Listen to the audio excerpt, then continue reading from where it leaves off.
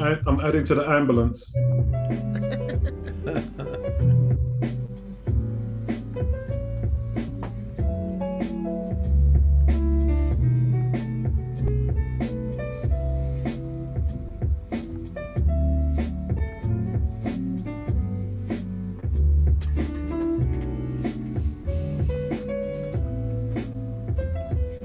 We're going live.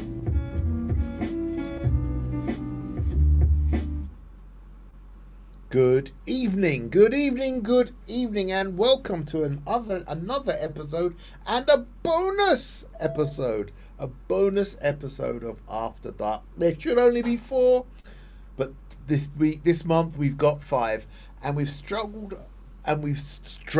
not struggled, we've straddled over into the month of September. But that's all been a blessing. It's been an excellent season. And to cap us off, running the anchor leg, we've got Pastor Paul King Brown from Romford and East London Church. Give us a shout out, Paul. Yeah, I'm just thinking about running the anchor leg. It's a long time ago, man. No, welcome, welcome, You're bringing welcome, us home. You're bringing us home. welcome. Although tonight, I say tonight, it's been a mixed bag. I say mixed bag. It's been a heavy but enjoyable season this month. It's been we've been dealing with a lot of loss, divorce, brokenness, that sort of thing. But you know what? We've had quite a few people coming through with messages saying, "I'm so glad we got an opportunity to talk about this," and that I think has been a failing, a disappointment that we haven't had the opportunity to speak on things like this in churches, that we're not given the opportunity to speak like this, or if we are discussing things like this, we find that everybody is so guarded in what they say. So that's one thing I do appreciate about this platform, After Dark, and I do appreciate about you coming on, Pastor, to talk about. Now, I was about to say, to talk about brokenness, picking up the pieces from brokenness and all the way to breakthrough. Are we really going to be talking about your book? Are we going to be talking about your story, a mixture of the two? Or are we going to be talking hypothetically? No, we're not. We are one. The reason I'm here is that we are not going to be speaking hypothetically. Okay. Ooh. And thank you very much, you all, for the invitation. I must say that the main reason I'm here, Mark, is because I listened intently to the conversations you were having with Joel Kimball. Um, Oh, yeah, and Gibble. yeah, Gibble, sorry. Yeah, yes, And yes. I was I was enthused by him, but slightly annoyed by you. In that in and I know as a radio host, it was the conversations where we were talking about should we be remarried, or from Matthew after committing adultery. You know, the only reasons you can do this is commit adultery. And I felt there were so many situations outside the bounds of that theology. Yeah. And we were talking, and when I say annoyed, I'm not mad. I was just like, I was, you know, I was. Hey, It was more that you stirred me because I was as being in this situation. So I'm going to talk about the story. The book is all one of the same thing. There's no yeah. separate thing. Is that I knew what it was like to be in this situation, and the last thing that I wanted to talk about, or the last thing that made sense, was theology. So so if anybody is listening right now, in their darkened room of loneliness, stigma, and isolation, my point of being here is for us to discussion is that despite the things we are going through of brokenness, is the church a safe place? Is the church, we keep saying the church is a hospital, the church is this, is the church really a safe place to do? And I'll tell you why I say this. One day I was in Kennington, Community Fellowship, my first church, and I hadn't seen one of my members for a long time. And I said to my member, I haven't seen you for a while. How you doing?" And then this is what she said to me. She said to me, "Do you know what, Pastor? I was going through such a difficult time, and it was really difficult and go from there. Because you know how you try and call and they don't answer the phone, they don't answer the phone." Yeah. And she said, "But now everything's okay. I'm back now. I'm back now. Everything is okay." Mhm. And this really disturbed me. It Mm. really disturbed me that this member of my church had to put herself on radio silence, Yeah. go somewhere else to get healed. And once she was healed, she then came back to the church. And this encounter happened over 15 years ago, but it's never left me in terms of is our church the safe place? And that's the conversation I want to have today, Mark, if I'm perfectly honest with you. Okay. And the conversation, all the best conversations, don't start on the same platform or don't start in the same place and don't end up in the same place, or else Mhm. it becomes a monologue.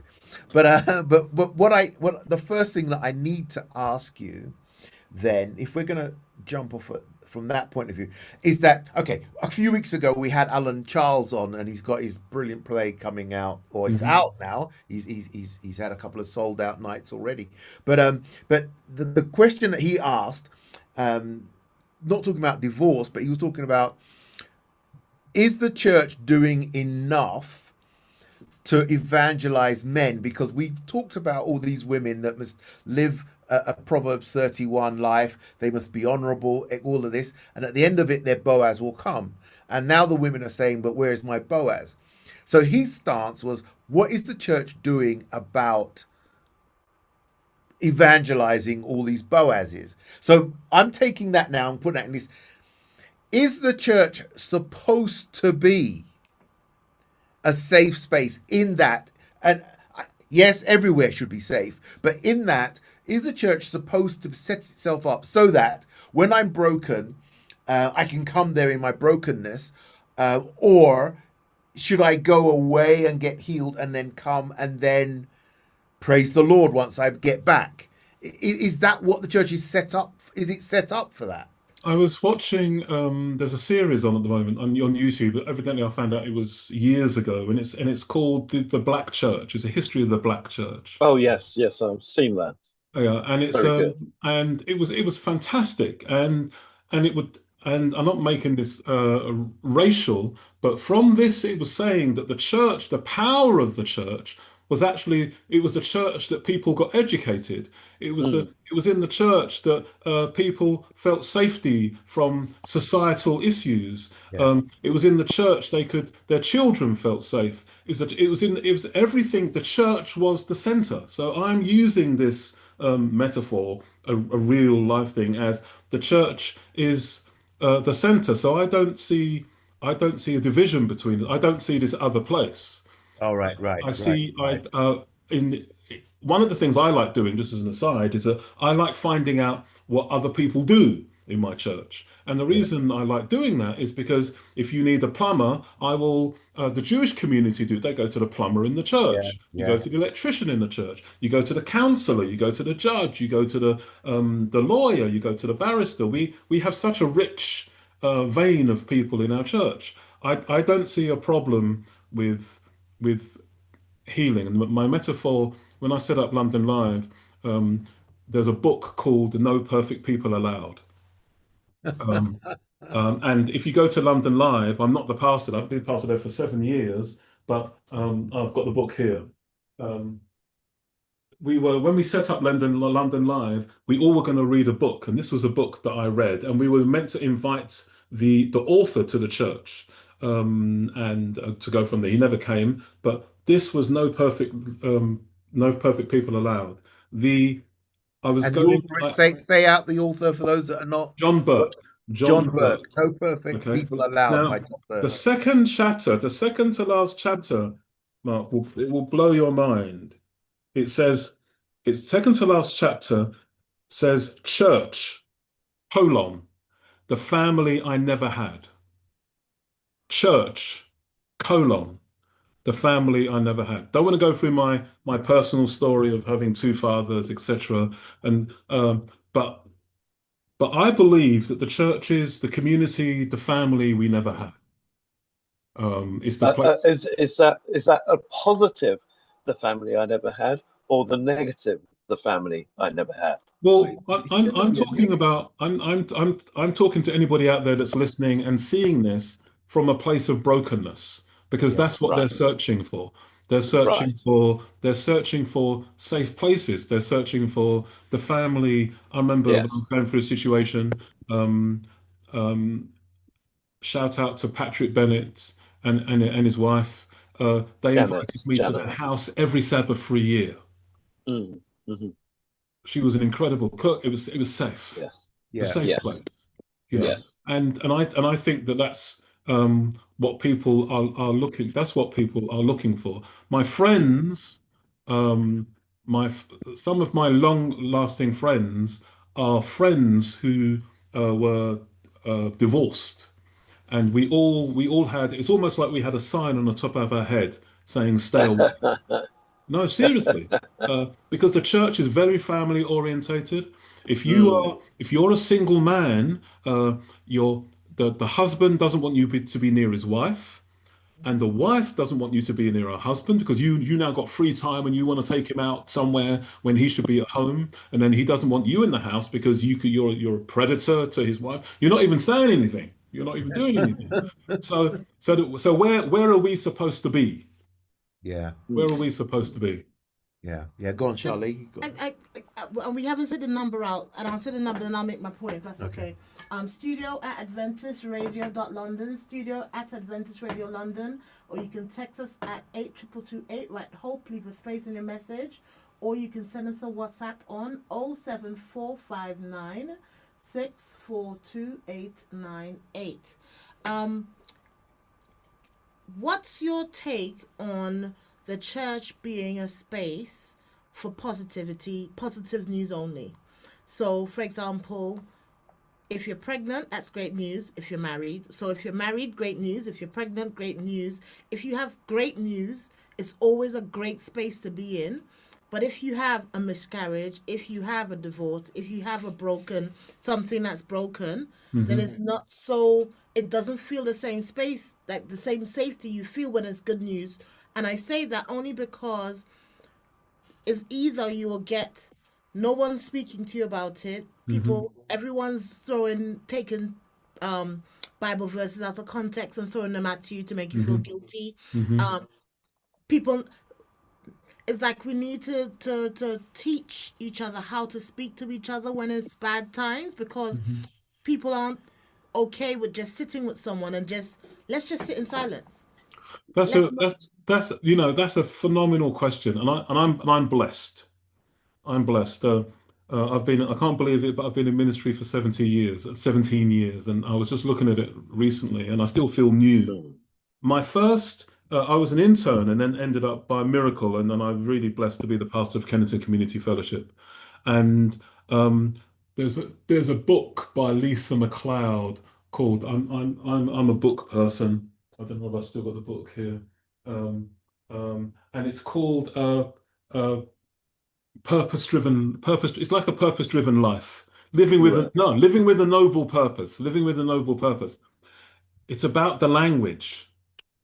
It's not that the brokenness happens and then you respond. It's about you set it up. You set your church up with that from the beginning. We were always talking. So when you came to London Live, it's always like, welcome to the family, welcome to the family, welcome to the family from the front. And welcome. We had at Kennington, we had various situations. There was one lady, I'm not going to mention any names, but people there knows that she was there and she did a public testimony about rape. And then she would tell this testimony to our church. Why? Because it was a safe place. One day someone called me up and said I'd been raped. I said to them, come and visit my church.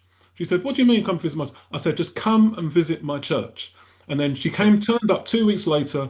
In 3 weeks, she'd found the person who was talking about the rape. I never said anything. I never said, hey, this is one rape person and this is another person going through the same thing. I never Yeah. did that. I just left it because in brokenness, it's a bit like, it's a bad analogy, but it's a bit like when you buy a car, you buy a Mini and suddenly you see all other cars are Minis. You know, Yeah. they come together, and so you have to set up. So we haven't talked about this because I'm very troubled by your term, the church, and who they are. I've got no idea who they Mm, are mm. right now. But Well, you know, go, Paul. yeah, sorry, Paul. That's why I asked about the family that I never knew. That's why I asked if it was a positive approach to that or a negative approach to that. I specifically asked that question because um, what we're trying to tackle in this particular program, as you know, is the silent grief of divorce Hmm. and the spiritual toil of infidelity, how Yeah. to navigate that trauma, and the pathways to healing. So, it's a very, very wide subject, and I'm very aware of that. And so So there's an awful lot that's going to come out of that. But there are a lot of people, including some of the listeners to this program, who are in that category. hmm. They're in that group. They are deeply troubled. They're hurting, but they're not feeling as if there is a space. Because we talk about families within the church all the time, but Yeah. we only talk about, the two parents together and the 2.3 children, 1.5 children, Hmm. whatever it is, and maybe the cats as well. But we only ever talk about families in that respect as family life, and those people who are not going through those things or through that pathway are forgotten, and they're going through a tremendous amount of trauma. I'm here tonight on this program because I want to know how to navigate through this minefield. I think one of the things that we have to do is so One second, Paul. I've just got a question here on it. Well, it's not a, it's a, it's. I just got here late. If I Arsas, I just got here late, and I didn't catch the name of who your guest is this week. It's Pastor Paul King Brown, the pastor of Romford and East London SDA, and we're talking about. I loved the title of the book that I'm using that as my title, picking up the pieces from brokenness to breakthrough. Okay, sorry, Paul. Go yeah. ahead So now. this question is, Paul. I totally understand. It's very critical, and as I said to you, I was blessed to be in a situation. The church was started by Pastor Eddie Hippolyte, and I went on from there. And um, and and I've got to say, in respect to the people that are there, they know that I love them. As amazing as it was as broken as it was. Yeah. So what I do, something comes to me right now. Something comes to me. There's a problem. I go, and before I say to you, Paul, you need counselling. Mark, you need counselling. You need this. Go to so and so. I go and check them out. So I would go and check out the churches. I would find a safe church, or I would create a safe church. I was just Mm, talking to someone today. Every president, every president that has been the president of the SEC, normally has a meeting with me, where with me trying to say that we need to set up more community churches, and we need so if people aren't from an immigrant background, they can feel comfortable in these churches. The statistics say that there's 10 million people in London, 13,000 Adventists, and only 300 are white. I don't know if you know that stat. So, mm, so you now have to create. If, for instance, the statistics are telling us that more white men under the age of 25 are coming to church, which church would you send them to? Okay. Or should we be creating those places, those safe places, so as triggers to go from there? So, Paul, in I can only say from my experience of Kennington Community Fellowship is that it was a beautiful place to be because we accepted brokenness. mhm. We accepted brokenness. So this is, and I'll give you a situation. It's not a nice situation, but I'm going to tell you. But anybody from there can call in and say I'm talking nonsense. So what we discovered, somebody came up to me and said, Pastor, can we do the baby dedication at your church? And I said, well, who is it? And they told me and it was a single mother, unmarried single mother with a child. And we all know that the most vulnerable person in an Adventist church is Mm. you know, unmarried single mother. And I asked them, why do you want to do it here? And they said, oh yeah, yeah, yeah. There's a church around the corner that wouldn't allow us to do the baby dedication, or it would be that you do the baby dedication in the vestry at 2 o'clock in the afternoon while the church was away, or you were allowed to go up to the front of the church, but the partner or the family of the guy or whatever has to stay in the congregation because we don't want to sanction relationships between unmarried people. And so I said, okay, you can come and do your baby dedication here. Not only you can do it here, we're going to have all your family come and we're going to bring all your family, including the partner, to the front. And we're going to have Percy, who did incredible food, second Sabbath every month. We're going to have you on that day so you can hang around with us. And that's how our church grew. Yeah. Right. That's how our church grew.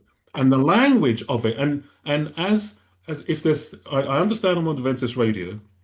While I say this, I'm not saying that it was okay, but I can't put the baby back. Mm. I can't do that. I've got to show the love and mercy. And one of the reasons I'm here is I wanted to repeat what Joe, is it Kibble? How do I say his surname? Joey Kibble. Joey Kibble. Kibble. I want to repeat what he said. I wrote it down, but I've lost the notes because I wrote lots of notes from your thing. Is that as you were going through the theology, he was saying, how does this represent the character of God? Yeah, yeah. I've This quoted was it. Yeah, yeah. this was his thing, and that's the thing that's the only reason I'm here is that I thought like, yeah, how does this represent the character of God? When there's I mean, at the back of our church at Kennington, there was just push chairs, and babies, and then some of the older members would come and say, Pastor, all I can hear is mothers giving Chris to their children, but then they didn't know that the mothers would come to me and say, do you know, the biggest thing I could do is just get my children to church today. That was the biggest achievement. And now you want me to, do whatever. It's a cultural thing. We have to set up a cultural thing where these people are welcome. We have to be intentional. And then you have to educate your church that this is what's going on. Yeah. You have to. So my concept, so when you talk about church, Paul, sorry, I'm talking a lot rather than having a discussion. Yeah. No, it's all good. It's all good. It's all right. But, It's all right. but when we talk about church, Paul, I'm only responsible for Kennington Community Fellowship. I'm not responsible for Adventism, South, East, North, West. I'm responsible for what happens in our church. Radisha Antich came to me when I became a pastor and said, Paul King Brown, I won't do his accent. I used to do his accent. He's Serbian. I won't do that. But he used to say to me, Paul King Brown, don't try to take over the world. Just try to take over your corner of the world. Yeah, brilliant. And so a lot of times we are looking at the conference and we're looking at this and we're looking at the church or whatever. The church is our corner of the church. If it's 5 people in a room in Zoom during COVID, that's the church. And then we then decide, if say for instance it was just us 4, we decide the culture. We decide the rules, and then we continually, isn't just we say it once, it's a continual behavioral connection. In leadership, it's called culture, and they say culture eats strategy for lunch every day. Yeah, yeah, yeah. Charlie's got a couple of messages here. So the message says the church often presents itself as a place to come when you're broken. I think that's a beautiful idea, but in reality, it doesn't always feel safe. At the end of the day, it's made up of ordinary people with their own struggles, and sometimes that can get in the way of the support you really need. For me, safety in church isn't automatic. It depends on trust, care, and how people handle your vulnerability. This is whoever this is incredibly wise, and I had to learn that lesson. So I remember when we were setting up London Live as a church. I was 15 years single, going through divorce and the aftermath of divorce, and had no one to talk to.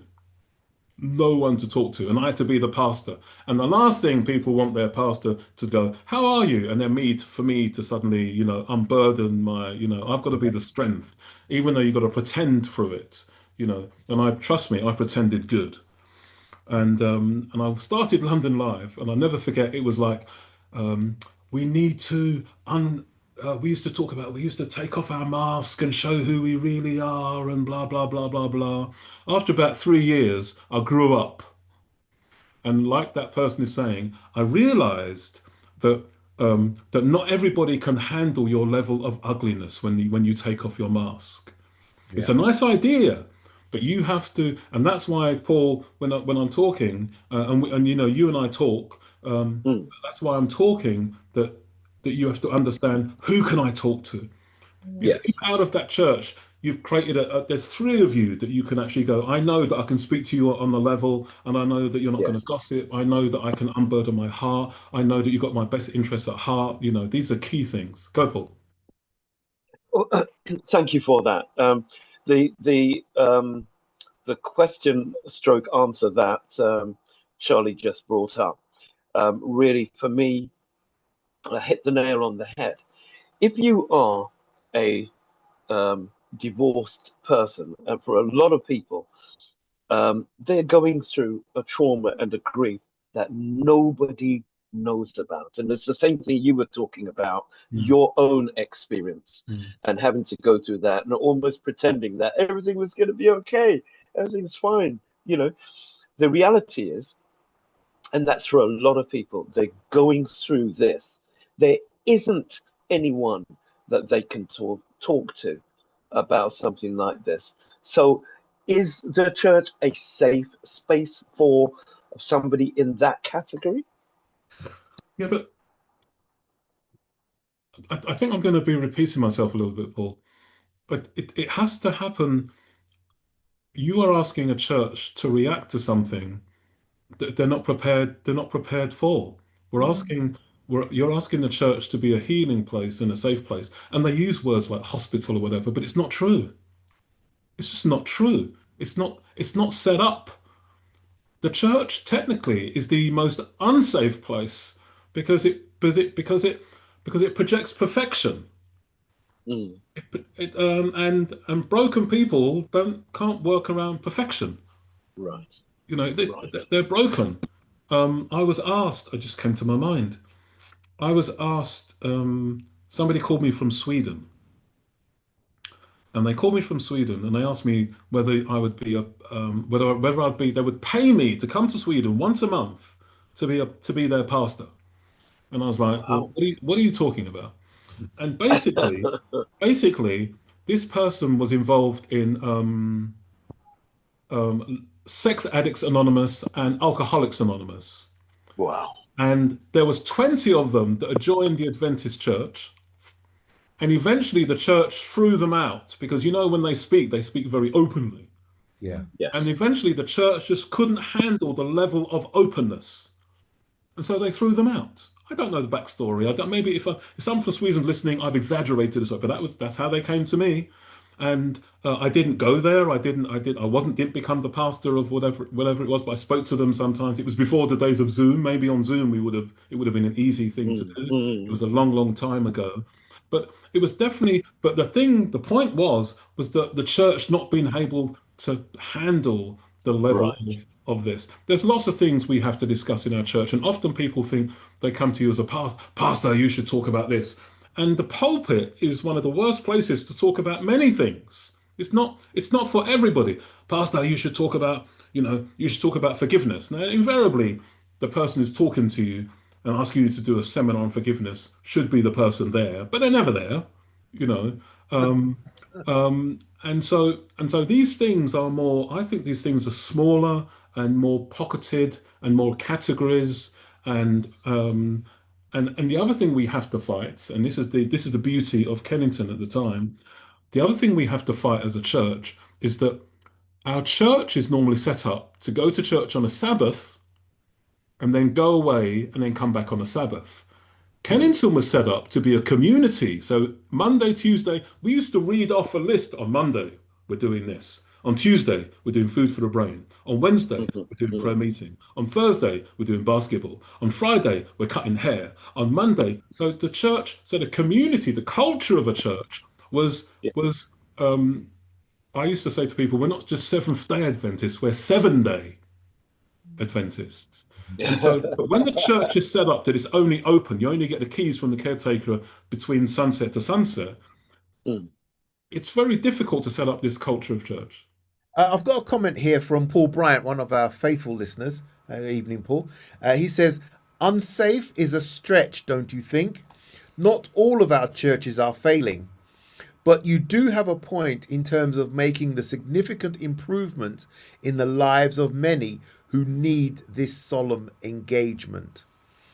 Um, for me, you see, I think it's the church is like a battleship, isn't it? I mean, it can turn very slowly. It takes a lot of effort to get it to turn. What do we think? What do we think is the requirement? What do we think is going to be needed? You're saying that if us four were the church in our small corner, then we should just make sure that we make ourselves as welcoming. That's what you guys did at Kennington. You made yourselves welcoming.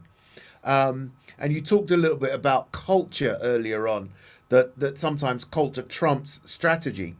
But what is it? What would be the prescription, or what would be what God or his character or Jesus's character, what would they want? How would they want our church to look now I in the think 21st century? I think it's Exodus 3, 7 and 8 says, and God said to Moses, tell my people that I've seen them, that I've heard them, that I'm concerned about them, and I'm going to come down and I'm going to rescue them. Mm. I've seen them, I've heard them, I'm concerned about them, and I'm going to come down and rescue them. And and then, Mark, it has to be practiced all the time. It has to be practiced. It can't be just words. It can't just be, oh, we say it. It has to be words. It has to be, we have to be there. We have to always be concerned. Churches are not, we say we are, but then some of your listeners will say, no, no, they're not there. They're not there for us. Can I ask a question? Yeah. Can we dive in a little bit in relation to divorce paralysis? It's a Yeah. term that you used in your book. Yes. Um, can we talk a little bit about that? Yeah. What did you see from that when you saw that? No, I would like you Expound on it. to expand on it a little bit. So for those who aren't aware, Paul has a book. Ooh, Paul has a book. Is picking up the pieces. Sorry to call you Paul Pastor. No, no, no. It's all right. It's all right. Call me Paul. Call me I Pastor. am a pastor caller as opposed to your Yeah, first yeah. name Not a caller. problem. Not a Um, problem. She's a and PK. Oh dear. Should I not call you Paul? I'm sorry. No. It's, Yeah, but you're not a PK. Charlie this is is. your problem, not my problem. Okay. Just carry and on. it's called picking up the pieces from brokenness to breakthrough. Yeah, my mother calls And me Paul. your mother called okay. I call you pastor. Mm. And you speak so eloquently in relation to divorce paralysis. So for those who didn't know you wrote a book, and now they've heard me use the term divorce Yes, paralysis, yes. could you explain it a little bit? I was. Oh, do you know? As you said it, the tear came to my eyes, man. I was so stuck. I was so stuck. I was. When I say to my friends, I was the world's most amazing actor. I'm married now. Married 10 years, 10 years this year. I met my wife. She's been incredible. She's been an incredible. I was stuck, and I watch lots of other people stuck. Just so I didn't. I went to. I'd officiate at my friends' weddings who who were who had been divorced far lesser than me, and I was just stuck. I couldn't. I was stuck with bitterness. I was stuck with stigma. I was stuck with. I thought I'd forgiven, but I hadn't forgiven. Um, I was just brutally stuck. I prayed, and then I thought the peace of God that passes all understanding, and then I would think everything's okay. Then I'd always go back. Then I'd go back to the beginning, and I'd be narcissistic, and I would be like, "Ugh," because I was the victim. I felt I had a right to to not be very Christian. I was pointing the finger, and it wasn't until I was asked to do a marriage seminar at Brixton Church. And they said, Pastor, can you do a marriage seminar? And I was like, I'm not going to do a marriage seminar. I'm divorced. I said, and Brixton, and they said to me, no, no, no, we think that you'd be the best qualified to do a marriage seminar. And I said, I've got a certificate for failure. I said, forget it. And they kept hounding me, hounding me, hounding me, hounding me, hounding me. And then eventually I said yes. And I did this marriage, but now I've got to write this marriage seminar. I can tell people how to get divorced, but I don't know how to tell them to get married. What's the safe best way?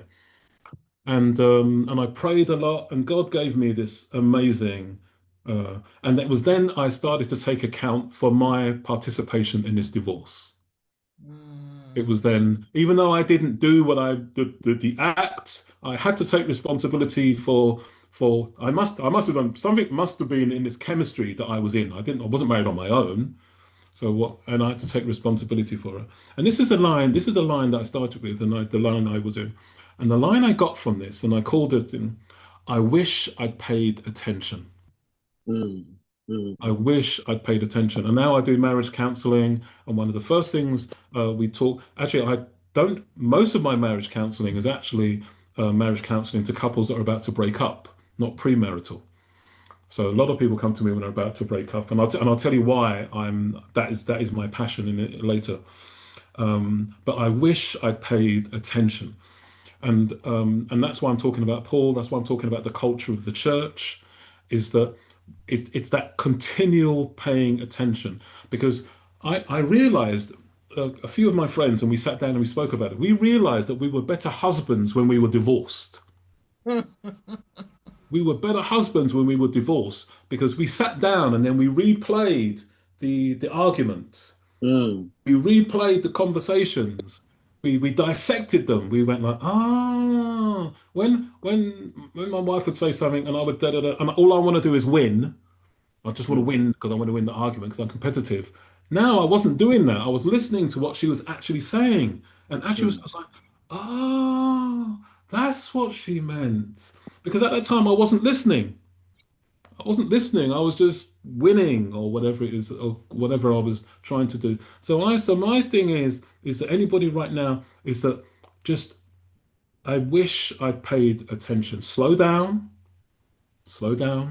listen to what they have to say, come back. Listening. I know it's harped on a lot. Storytelling and listening is harped on a lot now in our leadership industries, but it was in that I realized that the breakup of my marriage was because I hadn't paid attention.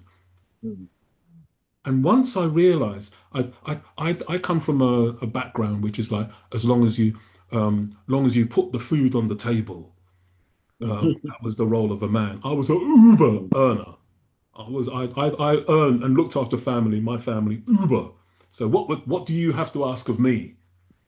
Yet there is so much more than there is than that. And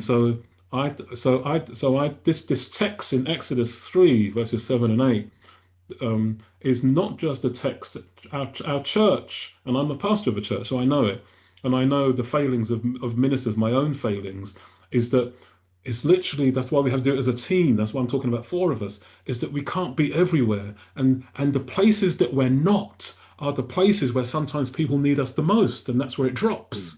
And that's why mm, someone can say, the church is not there for us. So I can't do it on my own. But what we can mm, do is inspire each other and inspire the culture that they always know. People now know that even if Pastor Paul messes up, I know he still loves me. I mm, know I know that him messing up isn't him not loving me. I know that it's because he's busy somewhere else or he's not paying attention somewhere else, but I know that he cares about me. And I think that, Mm. and I think people can forgive you for this, your humanity. Let me just read a couple of messages from Paul. Paul over here. He says the problem is that leadership are not in tune with the prescriptive requirements that is set out clearly in the SOP. Okay, so a couple of key words in there. We've got the prescriptive requirements set out clearly in the spirit of prophecy. He then says, I recommend that we must all read testimonies on sexual behavior, adultery, and divorce. From reading this book, the root cause behind problematic marriages is that they were entered into as unequally yoked. What do you think about that, Paul? I can't comment on that. No? It's unfair to yeah, that's you know, read no. It it I think that I wrote something down. I was talking to one of my learned colleagues, and this is um, we're talking about this I would place under, and I think is very valid, by the way. So now I'm commenting, I guess. We're talking about mechanics, but we lose sight of people. Yeah. We're losing sight of people. I can tell you, for all the hurting, lonely, stigma people right now, he might be right, but reading testimonies, SOP, is not going to solve their problem. I've got a comment that's come in. Mm-hmm. It says, I remember asking a pastor to support us when I was going through problems with my ex, and he refused to come to our house. He wanted us to come all the way to his church across London from where they lived in Hearts, and opposed to him coming to them was a request. Yeah, but there'll be lots of these. We've as a pastor, as a fraternity of pastors, um, I know I failed many people because we can't do it all. That's why we need teams. Go on, Mm. Paul Lee. Paul, you got a point? Yes. Yes. My question was, Pastor Paul, you said, I wish I had listened. Yeah, I wish I'd paid I attention. wish Yes, I wish I had Paid attention. Yeah. paid attention. I wish I'd paid attention. yes. Is there a formula per se, um, especially for those people who are broken or they're hurting, to be able to hear in that situation? We the cliche line is, don't let the sun go down on your wrath and pray together and whatever. How do you pray with someone that you just want to have a physical fight with? That brokenness. Remember, we are talking also about betrayal and devastation as well. Is there a formula for getting around something like that? No, it's funny you're using that word, and that word formula is a trigger word for me, Paul. And you don't Mm. know this, but in 2026, I've been preaching a series of sermons called Formula or Relationship. And because I believe that often, even in our prayer life, we're looking for a formula, and Mm. God offers us a relationship. Because the formula, Yeah, because if there was a formula, then nothing should have happened to Job because he right. didn't do anything wrong. And so I don't believe there is a formula. I believe that there is a relationship to be had with God. Um, there's we and in this relation and we can do everything right. I don't think I did anything wrong, but things do go wrong, and I think we have to accept as a church, and I think a lot of people are going to disagree with me, but I think we have to accept there's a thing that we have to accept in our church, which is very, very difficult. And the thing, because we've always had the answers, I think we have to come to a place where we sometimes say to people, I don't know. I don't know. Mm. And still, you know, Paul in 2 Corinthians 12 is asking God to remove this the thorn in the flesh, the thorn in the flesh. and he comes to this place where he realizes that God isn't going to do it. He says his grace is sufficient. God's grace is sufficient. And I really had problems with that text, with that story. What is it? And I realized that if I was Paul, that if he removed the thorn in the flesh, I would not talk to God. Mm. Wow. I would Wow. not. I'm not saying God's doing it for whatever. I haven't got the formula, Paul. I'm Mm. saying, and if I was to give you a formula, I would say that while you think you're being beaten by God, I would speak to him even more. It's tough. Before I came on Mm. this, it's really funny. Before I came on this podcast today, um, I spoke to my ex-wife and told her that, listen, I'm talking about the book. Um, I'm not going to mention your name. People who know who I am, because we've got a surname, so they know. The people who know, but people who don't. And and then a couple of days ago, I said to her, "Isn't it strange that after 25 years that we talk?" And she just simply said, "Yeah, God, that's the miracle of God. That's just the miracle of God. That's the miracle Mm. of." I mean, do I want to talk to her in my carnal self? No, no, no, no, no, no, no, no, no. I do not. Still to this day, the person who's angry with the situation does not want to do Mm. this. But Right. God Right. comes. I mean, half of it, Paul and Mark, I've forgotten. I've forgotten. It's only when you Yes. turn around and say Yes. divorce paralysis. It was then. It was like, oh, then the emotion came back. It was like, oh, wow, yeah, I remember. I remember that. Mm. I Mm. remember that. I don't know how long we got. I got to tell you the story. This is why I wrote the book. So, it was a February. Um, it was a February. I used to do two churches every Sabbath for 11 years. Used to do Kennington and then London Live. Then I used to drive home. I drove home. I'm a diabetic, so when I tell you this story, I used to drive home. Used to go to the Marks and Spencer's petrol station on my way home, buy 1.5 liters of ginger beer and a Victoria sponge with fresh cream and jam. Um, Mm. so, 2.99. That's probably about Oh, 7.99 now. that's a trigger. Used to go home. Used to used to be in the middle of match of the day. Used to sit on my sofa. Used to get a glass and like addicts. When you put the ice in, you're salivating before you put the ginger beer in. Used to sit there and I did this every Sabbath evening. Why? Because up until this point, I was Pastor Paul. But on Saturday evening, I was Paul King Brown.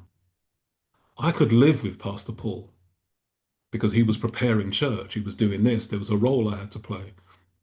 But on Saturday night and Sunday, I was Paul King Brown. I couldn't live with Paul King Brown.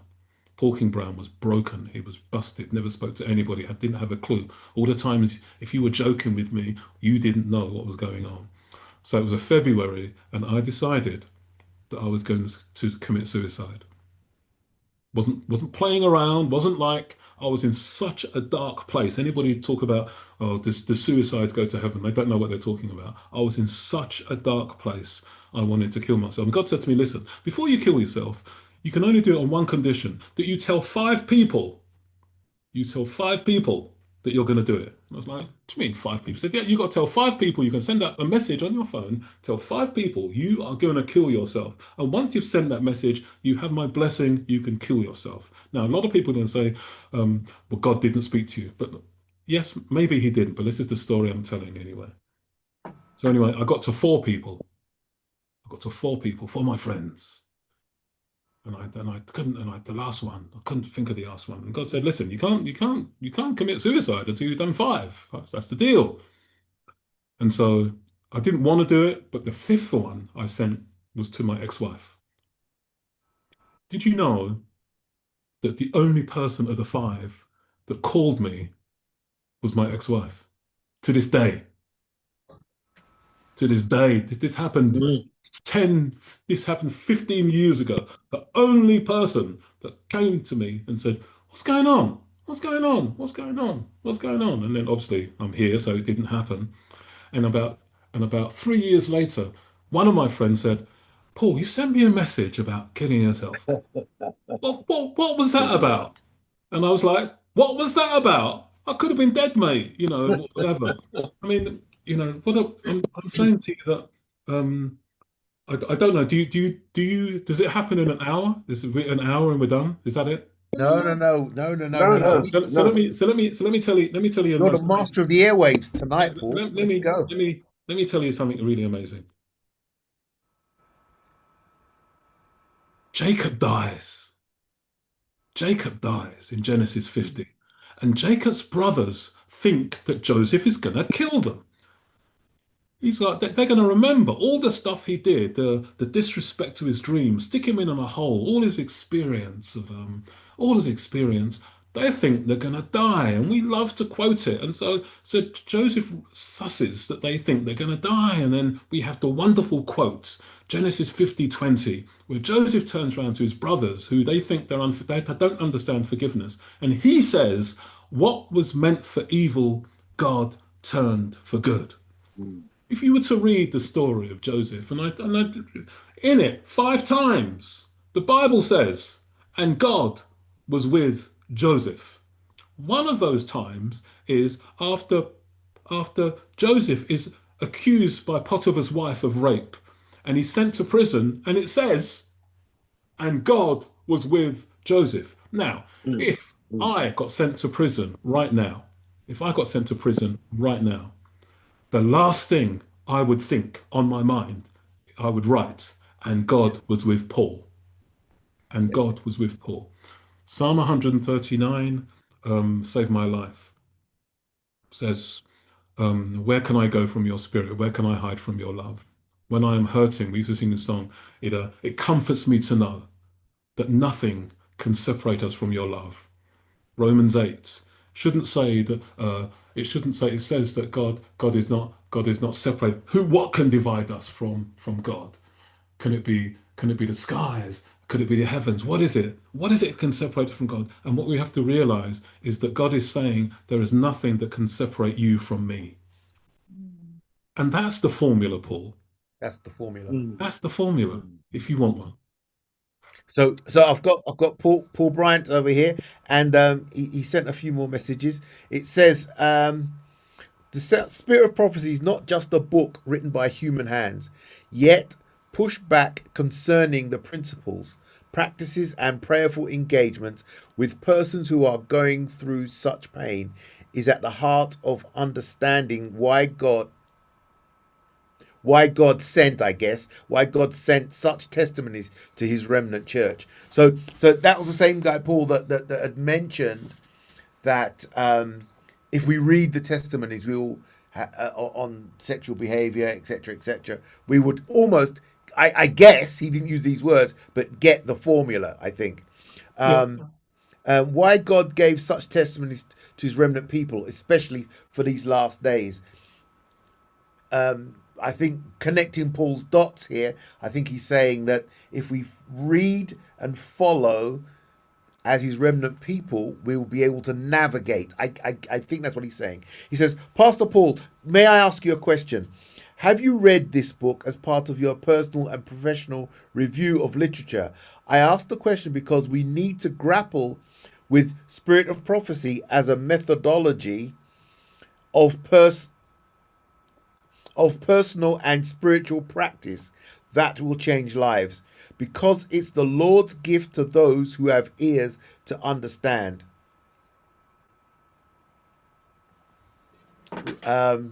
Yeah. So I guess what we're getting here is the flip side of the argument, that's saying that if we follow the Spirit of Prophecy, if we read these, and Paul Bryant will correct me. He will correct me if I'm misconnecting his dots. But if we follow the Spirit of Prophecy, they highlighting the fact that they weren't just written books by great authors; it was God breathed. So therefore, if we follow those, we will have the formula that Paul Lee's looking for. If we read those books and Yes. follow them, we will be able to navigate this thing called life and relationships. Yeah.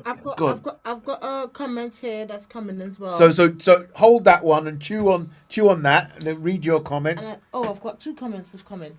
So it says mechanics don't heal people, people heal people. Yeah. I like that. When someone's hurting, they don't need a manual; they need compassion. And if the church can grasp, I can't get the word out. Grasp. Where is That it? Grasp. Yeah. yeah, in the 21st century, it really could become the safe place it's meant to be. Right. Okay. So Paul Bryant says yes. I've kind No, of I think connected Paul, with- Mark. Yeah. In order for this to be a good thing, I think that last reading answers Paul Bright's That's why I answers want Paul Bright's. Yeah. And go on, give me the highlight of Far that better again. than if you want to read that. I'd like. Can you read that again for me? I think that right there is the nub of it, and I'll tell you why that is the nub of it. Because when I was sitting there about to commit suicide, it wasn't because I hadn't read Spirit of Prophecy. I've read the Spirit of Prophecy. Wait, I've got a library for the Spirit of Prophecy. It's incredible, incredible material. But we're talking about, and we're not hypothetical or abstract. We're talking about real people and real lives here. So can you read this? What you said Yeah, again? that Because last this is it. Yep, mechanics don't heal people, people heal people. When someone's hurting, they don't need a manual, they need compassion. And if the church can grasp that in the 21st century, it really could become the safe place it's meant to be. So I'm gonna ask So this- people, go on. so listen, so people putting, if this same person, whoever it is, because this is not a person, this is a thinking in our church, by the way. Yeah. This is and herding, and as a representative of herding people, I know that hasn't solved. That's what I needed to do. What the most powerful thing, the same button is if that person on Sabbath just put their arm on someone's shoulder, to say, listen, man, I heard, I'm with you, I'm with you. Do you know how many people are not touched, just not touched? As a pastor who people hugs, do you know how many people are not touched, or people that I'm talking about healthy now? I'm not talking about unhealthy. I'm talking about not touched. Just not. No one just. I was 15 years single. How many people? I'm not talking about sexual. We have the same statistics. There's another day. Let's do a thing on loneliness. Do you know if you're standing in a queue in Tesco's and they say this is a secular statistic. You're standing in a queue at Tesco's that sometimes the person in front of you, if it's an older lady, the only time she's ever spoken to anybody in the week is to the cashier to give them the money. Do you have a club card? Yeah. It's not. Did I have a SOP? Who is the inspired word? Who is inspired? So so we ain't going to argue that. I've got another comment that's Go coming here. on. Do your comment. It says riveting topic, real life experiences. How about starting a mission for divorcing and divorced people to talk about issues and to find answers to serious related questions? Okay. That's a job for you, Elder. but I've got. I did it. I did it, and I discovered something horrendous. Do you want to hear it? Of course, Yeah. we're waiting, bated Okay, breath. that's why that's why anybody thinks I'm here promoting a book. I'm not here promoting a book. Actually, I'm going to find how many books I have in my house, and I'm going to send them to you so you can give them away for free. Thank you. So when divorced people, when you're going through this situation, and you find your safe place. I had a Facebook group of 300 people. 300, not Adventists, 300 divorced people. The last thing they wanted to do you know the last thing they wanted to do? They didn't want to leave the group. Do you understand what I just said? Yeah. They didn't want to leave the group. It was in this brokenness that now they find a safe place and they found a place of attention. And you're thinking to yourself, listen, you're going to grow up and you're going to get married, you're going to go out there. And the gap between that and getting married is a loneliness that is like, It's a whole heap of hurts you have to, because when you open your heart, you open your wounds. Yeah. So once they find a safe place, they want to say that they don't mind being divorced anymore. They just found a safe place to be divorced, and it's comfort because now we can comfort each other. They ain't looking. They haven't come to the safe place to get married. They've come to a safe place to be safe. I've got Okay, another. so Oh, sorry. go, I've got go. another comment that's coming. It said, "When my marriage broke, all I got from church was pity looks, but no one reached out. I stopped going. I stopped going for some time. It was Mm. like I was a leper. Yeah, That's a real Right, emotion." right. yeah, totally get it. Yeah. Totally get it. Uh, I had people who came to me later when I was married and told me I was only they're speaking to me now because now I'm safe. And I hadn't done anything. People who know me know I wasn't predator. I ain't done anything. Mm. You know, But Pastor, a couple of weeks ago we had Alan Charles on, and I Mm, was sharing with him that and it came up because we were talking about why didn't I get married was the name of the play that he's mm, put mm, on, and he I had seen him that Sabbath at church, and I was sitting next to him. We were eating lunch, and I asked, "Can I come and sit next to you?" I asked for consent. He said yes. I sat next to him, and we were just eating food and having casual conversation. And so people, I guess, I don't wear my status on my sleeve, so nobody knows. They just know I'm Charlie. They mm, don't know mm, anything else about me. mm, So I'm sitting here having a conversation with him. And someone walked past, and they said, "Oh, hi, Alan. How's your wife doing? Is she fine?" And then she so she was as she was walking, and I didn't say anything to him at the time, mhm, but I mentioned it when we were on the show, and I said, and they did that because they didn't know who I was, but they wanted to make sure that I was aware that you had a wife. Now they didn't ask the question that, do you know him from, how long do mm, you know him, where do you mm, know him from, are you related? mm. No other question, but because in their eyes they perceived a single person sitting next to a man that is married. Well, let me just remind him that he's married, just in case Yep. he forgot.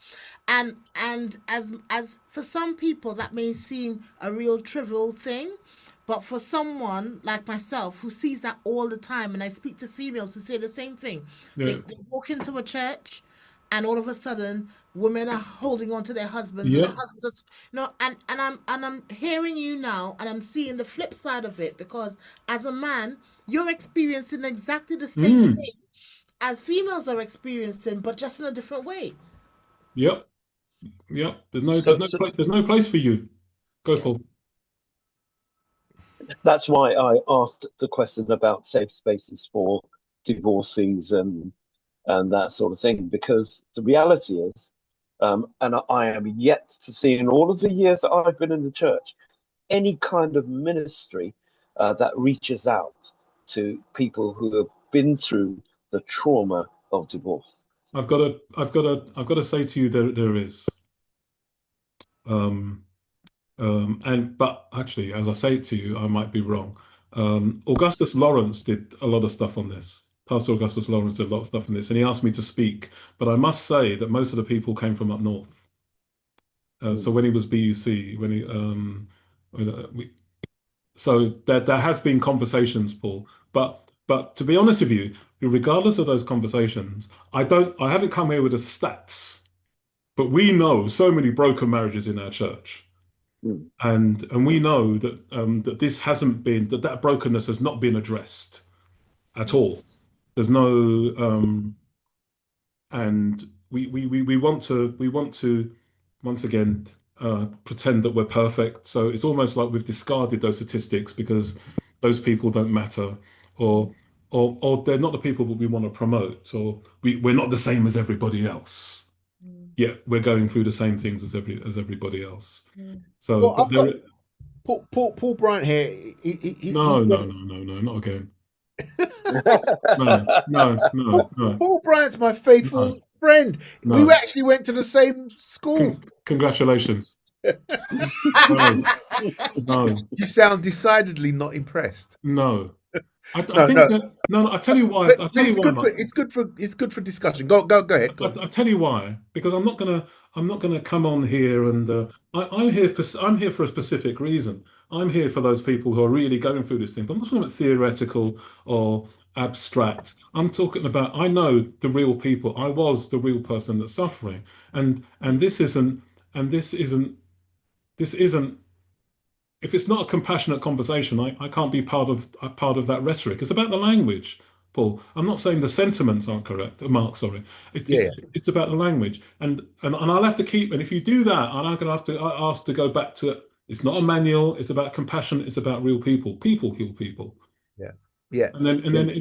then you force me to ask how many people has this person healed with their compassion, whatever. And so I don't. And so this is not a conversation I can have. Maybe this it's not my lane. My lane is what's really going on, and me being in this lane does not mean that I don't believe in the power of Ellen G. White. Okay. Okay. Then let me ask you this. Um, how do you then rebuild confidence and self-esteem if we're going as real people and not going through? I think Paul Bryant's point is that you would rebuild that through the spirit of prophecy and reading those books and having that as your template, your magic formula. Mhm, mhm. Um, so how then would you advise me to rebuild confidence and self-esteem? Let's say that I've been stuck in this sort of divorce paralysis. Um, how would you try to encourage me to get out of it? I'm a strong believer in as I said my formula is very much a God relationship formula. With I remember I spoke to you about 2 Corinthians 12 about understanding that the thorn in the flesh was not taken away because Paul then had to continue to go back to God. And I think that within this there is a power of healing that God gives. There's a balm, the there's a I can't say it because I'm not American, but there's a balm of Gilead. There's a Yeah. balm that soothes and go from there. This is what I would say to you. If it was you, I'm always about. I believe in. I have a term which I call asset people. Find good people. Mm. Find good people. They say there's another book, which is where is it? There's another. I think it's here. Is it? Ah, here it is. Every man should read this book. Why Men Hate Going to Church is the book. Who's it Mm. by? David Murrow. Pastor, can I just ask you to just take a picture of your extensive library and just send it to us? I would. I have no problem. I actually have all these on my phone to send. By the way, Oh wow, yeah, Oh please. wow. I'll send them to Paul, and then you'll send them on to wherever Yes. whoever needs to go through it. So Yeah. Yes. have Yes. that. So actually, there's one book before we go. There's one book that I want to mention. Pastor, we're nowhere near going. Oh, okay. All Just right. take your time. I wanted. I might need. Whilst he's I might away need to from the say whilst goodnight he's to away my from the wife. mic, I'm going to read this. I've got a couple of, and I've got when you've read your comment, I've got one. Let me hear your comment No, first. No. It's, My one. No. Okay, this is Paul. Paul was coming back on what you said about his comment earlier, and he said, "I've been married for 37 years to a Nigerian woman, and let's say marriage challenges." And the marriage challenges are on the increase in our church families. The spirit of prophecy must be stressed, but Paul, you should be open to alternative experiences and opinions. And before you answer, I Pastor, wasn't going to answer. okay, I will, and I'll read this comment that's coming. It says, "To be fair, it seems that only those who've been there understand. It's annoying hearing that sort of comment. There is, What sort of comment? like you just read, Okay. there is no template for hurt." Mm. Okay, so all right. And then here I've got Pastor Lauren started something that I went to, but I never heard anything else. There was no follow up. It feels like they tried to place divorced people with singles, but it was not the same. Well, So I felt that whatever it's a difficult thing to do and to master, and it has to be small. But the, the thing before was that no one had tried to do anything. I know that he did. Yeah. Maybe who knows the pitfalls of the journey of that. But I know that he identified the problem and he was trying to address it. Maybe it didn't go to its full 100%, but at least he was someone that was paying attention. And the session I did, the people that were there, including that lady, probably was at the same one. It was a powerful thing. So with the confidence and self-esteem, I'm not sure that I'm clear. So I've been stuck in divorce paralysis, and I'm trying to get out of it. You've been through it. You've written a nice book. What would you, if I called you up and we had a little chat? What were some pointers that you could give me? I know you answered that, but it wasn't clear to me. I think that this. So this is. Nothing that Paul Bright is saying is wrong. No. This is No, me. listen. All right, I haven't finished. yeah, I haven't finished. yeah. I haven't finished. That's not my point. What I'm trying to say, and the lady's trying to say, is that this is about experience. There's nothing I can say, Mark. Mark, if you're going through this, let me just tell you right now. I mean, I was in this position. There's nothing I can say that can make this better. Okay? You're not going to come off the phone and go, do you know what? I spoke to Paul King Brown and everything is okay. I was, you can even hurt it doesn't make it better. What happens is, Mark, it's just this process. Hey, listen, I know Charlene, I know this. Go and talk to her, and then then go and speak to someone else. Go and talk to Paul. Go and talk to me, and then maybe there's two or three. Then you're talking to four of us at the same time, and then one day something bad happens, and I can talk to these people because they understand the language. They understand what you mean. You don't have to explain yourself. When you're married, I mean, Paul knows, Paul Brown, when you're married, I realized that the most amazing thing about being married is not love. It's not love. The most amazing thing about being married is when the other person gets you. It's when they get you. It's when you say something, you don't have to go, I mean this. I mean that. They get you. They know your heart. They know you. They get you. So I'm suggesting, Mark, that I would find find like-minded people who've been through this situation, and I would join you with them, and you would have Yes. these conversations with them.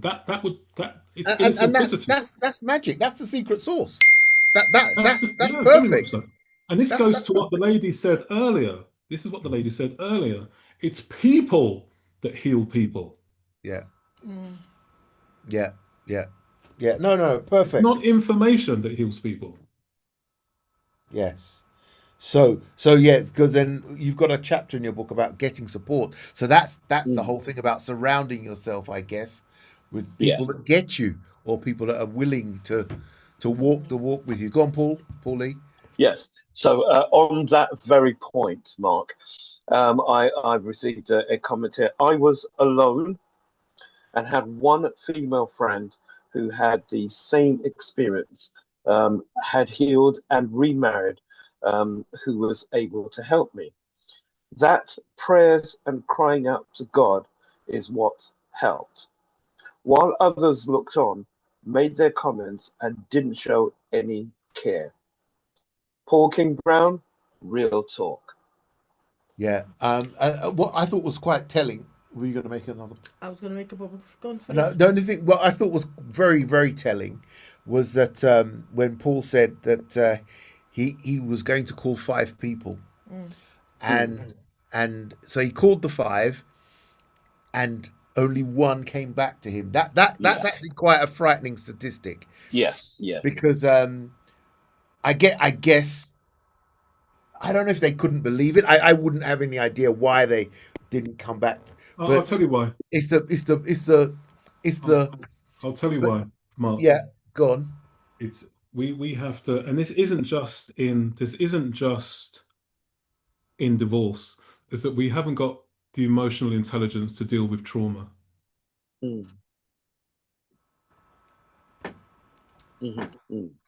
So you come to me with a traumatic. What are you doing? I'm telling Pastor, he's spot on. She's agreeing. She's I'm agreeing. getting this. There's something flying past my ear every minute. Right. No. So Point taken. We haven't got the maturity. We haven't got the maturity to deal with trauma. Our church, our people, all these people. There's lots of hurt people who haven't come in, who have not said anything. They haven't. Mm. They're scared to go to the church. Yes. The church is the. Do you know what? Here we go. Do you know? Have you read What's So Amazing About Grace? Another book, Charlene. No. Have you read What's So Amazing About Grace? Do you know the opening story in the book? What's so amazing about Grace? One of the biggest, it's a woman who's a prostitute and she goes through various acts and she's down and out. She's obviously not a very good prostitute. And someone says to her, "You're going through this trouble. Why don't you go to the church?" And she goes, "I'm not going to the church. They'll only make me feel worse." It's the opening story in What's So Amazing About Grace. And that's what I'm saying to you, that other people are the last place we can go is this place called church.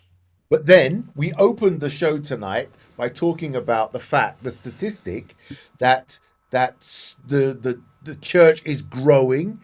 We've got all of these. I didn't know it was specifically young men, but I just knew that the church was growing, and all these Gen Zs are attending church. And you mentioned but you've mischaracterized it, because I was actually saying to you this statistic in that we are not, even though it's growing in this regard, we are not prepared. We are not prepared for these people.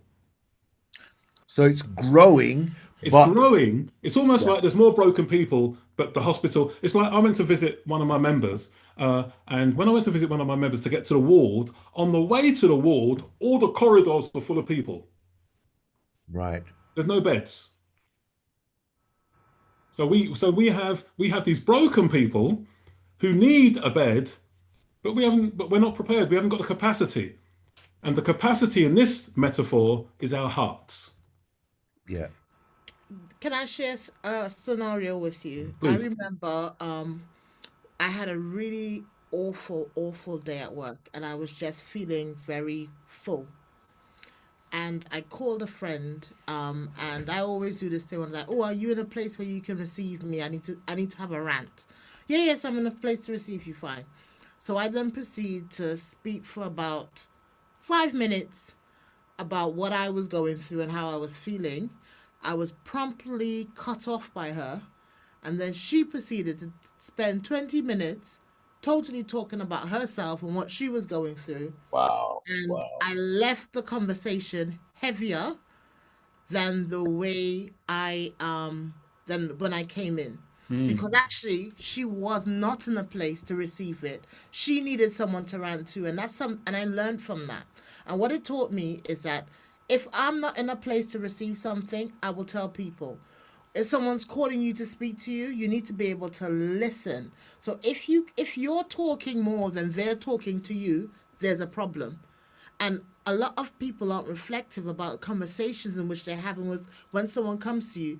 They should never leave the conversation feeling more depressed and worse than when they came in the first place. But it's having that emotional intelligence to realize that I need to listen with my ears and not with my mouth. Or I need to, because sometimes you just need to affirm the person and that's it. You don't need to necessarily give them a solution because they just want to offload. And we don't have these conversations, or we don't, we like to talk about James and the power of the tongue and everything else, but actually, do we have lessons in teaching each other how to interact? Because we're losing that art of being able to interact with people. We go to church, sorry, last thing I'm going to say. No, carry on, please. One of the things that really bugged me is when you visit a church or visit your church that you may call your home church, and some numpty comes up to you and says, I said it on air, hello, stranger. Yeah, the same person. I did that. Yeah, who they won't call you. They haven't called you. They haven't reached out to you. They haven't anything else. But instead of saying, wow, it's really good to see you, they make some foolish comment about signing a visitor's book and you haven't been there and everything else. And you think, you know what? Go to France. Go away. Leave me alone. I'll stop now. I like that. I remember that one. I've got a couple here. From your namesake, Paul. He says, Paul, let me say I agree with you as to the prognosis concerning a church with leadership a church and leadership incapable at this time. I'm not sure about the punctuation here. At this time, to grapple institutionally with the problem at hand. I think he's saying that the church is incapable, not mature, doesn't have the maturity, emotional immaturity to grapple with it. Is the only way to try and get that? If we want to say, how do I move forward? All right, I've listened to the program. I really enjoyed it. I really think it's signposting me in the right way. How do I get that? Is it just something that you do yourself? And Yeah, hopefully, if enough people are doing it, then all of a sudden 5 of us are doing it, and then 20 of us are doing it. I worry about. I understand the message, but I worry about what I've heard. Okay, Yeah. because I heard, because I think that all we have to do is care enough. Yeah. So when someone says, and I think, I remember being at session once, and someone got up and they were talking about the church, the church, the church, the church, and it was to do with their child. And as they were talking about the church, I was thinking about the parent, the parent, the parent, the parent. And I think somewhere along the line that we have abdicated responsibility of things that are ours to someone else. And one of those abdications is the church, and one of those abdications is the conference. Shouldn't the conference be doing this? Shouldn't the church be doing this? And I think there needs to be more individual responsibility Absolutely. for this. Agreed. So if someone says to me, what should the church be doing? I'd be like, well, what are you doing? After you've heard me say Exodus 3, 7, and 8, and there's this problem, if it's a passion on your heart, if you've been through that, listen, I heard Pastor Paul King Brown, or Paul King Brown, whatever you want to call me, say this. What do you think? Yeah, I agree. Okay. It only needs, that's why I talk about 4. It only needs a few of us in the room, say we're at Wood Green Church, like, for example. I don't know anybody from there, but let's say Wood Green Church. Okay, we're going to make, after what I've heard, we're going to make a ministry, or we're going to talk to the pastor about how do we make this a safe place for these type of people, and they go from there. And then when we hear other conversations outside of Wood Green, then I know over Wood Green, I know that there's a safe place. Now, do you know how far? There's a statistic, it's an American statistic. They say that Adventists pass 5 churches to get to the church. So we will travel. Yes. Okay, so we all know that, I don't want to mention the name of the church because it's naughty, but we all know that people have traveled past all kinds of places to go to a church of which they don't live in that location. And so people will travel to safe places. Yeah. Create them. So is it, I've got comments have come in. Yes. So I've got one comment here. It says there are too many numpty people who say the wrong thing. Sorry to introduce a new word, True. numpty. And then I've got another one that's come and say Paul KB is on target. The church doesn't have the emotional intelligence to deal and or offer support with issues of the heart. Insert divorce, suicide, singleness, domestic, child abuse, etc., etc. Yeah, it's all of it. but Yeah. And don't get me on sexuality of our young people. That's a whole different one altogether. but the thing that I'm enjoying here, or what I'm taking about. Oh, I just started to hear loads of echo. I think it's headphones. Oh, I see. All right, yeah, right, yeah. So the thing I'm hearing here is that we talked about the fact that why some of your friends didn't call you back, and many of us can have that sort of experience where we reached out and what came back wasn't right, and we're saying that we're lacking emotional maturity. But can I be confident, or can I be confident in the thought, comforted, I suppose is the word I want, not confident, in the thought that if I can just care, and not formulaically care, but if I can if my heart starts to care Yep. more, then I will develop that emotional maturity. Yeah, because there was, once you start, it turns into an action, Mark. Yeah. So, for instance, I've got off subject, but a beautiful story. And if any church wants to do it, it's going to cost you a lot of money, but we do it at our churches. There's a couple in my church that couldn't have children. Years and years and years and years and years and years. Then had a child. Then decided to donate some money to the church. It was, it wasn't a lot of money, a little money. And I said, yeah, no problem at all. They donated the money to the church. From Kennington, the most prominent conversation of the mothers was how expensive school uniforms were. Mm. Every September they come along and the school is ripping them off. So we decided as a church to give every child £100. Okay, so a lot of money. We decided as a church, £100. Go from there. So when we did that, what do you think the reaction was from the mothers? Well, I You think listen to amen. I think amen. Oh, they went nuts. It didn't only go nuts. When other members of their family found out, they started contributing to that fund. Woo! This is what you're doing? Okay, we're going to give you money to this fund. It's called the Lucas Fund. If you go to London Live, they're still doing it 14 years later. The child in question is now, no, not 14, 7 years later, because the child in question, I just spoke to them, the child in question is 7. Okay, so for 7 years, we've been giving that out. It just generates the generosity of giving, just the generosity of giving, and then people give their hearts to it. If your heart, that's what I'm saying. It's a culture thing. It's a culture of concern. If people see that our church is there, if you're all talking about caring, listening, being there for people, and being there for people in the little ways. So Yeah. But Yeah. and I don't know how can I spin this in a positive light? no, just say how you feel it. Because we have been so abused by each other,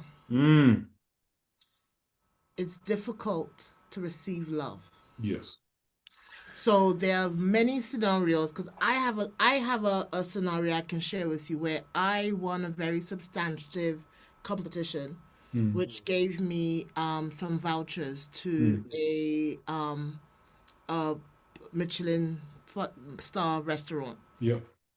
And instead of using it on my loved ones, I decided I was going to take it to a particular church, and I put an announcement out in the bulletin for all the single parents to meet me at a certain place in the church. So I put it in the bulletin, and nobody turned up. And I was quite taken aback. Why did no one turn up? I didn't say what it was. I just asked for all the single parents. Now, the way in which people abused me physically, emotionally, verbally in relation to it, because I was told Because you asked for the single parents. Because I asked for all the single parents to come and meet at a specific point. Yeah. And I was told about myself, and I was told lots of different stuff. And then I was so shocked. And then one of these ladies said to me, anyway, what did you want? Why were you calling? Because nobody ever, why were you trying to highlight people and did it anyway? And then the end of it, and when I said, well, actually, I wanted to take everybody to dinner. I was like, oh, so when are we going? I was like, no, It's too late now.